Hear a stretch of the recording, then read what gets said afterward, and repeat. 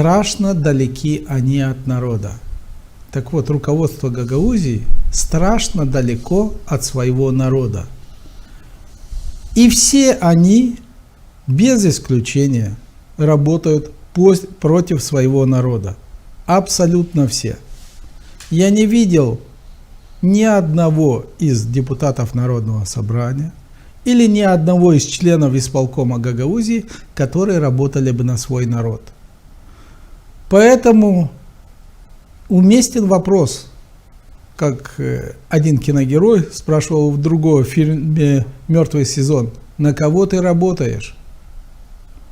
Так вот, на кого вы работаете, господа слуги гагаузского народа? Вы явно работаете против своего народа. И я не удивлюсь, что когда-нибудь правда всплывет. Она всегда всплывает, то ли раньше, то ли позже, но она всплывает. И всплывет правда, которая окажется очень нелицеприятной для всего гагаузского народа и для тех, которые работают против своего народа. Я более чем уверен в плане того, что эти люди получают деньги специально для того, чтобы дестабилизировать обстановку в Гагаузии и сделать все для того, чтобы здесь вспыхнул горячий конфликт.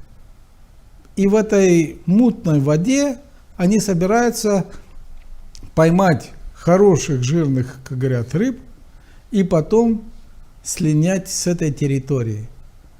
Я уверен, что большинство этих так называемых слуг народа не собираются жить дальше в Гагаузии. Поэтому они и душат свой народ, душат нашу Гагаузию, которая была выстрадана в 90-е годы его жителями, его настоящими руководителями. А эти просто-напросто зарабатывают на горе и несчастье людей. Мерзавцы вы, ребята. Одно слово.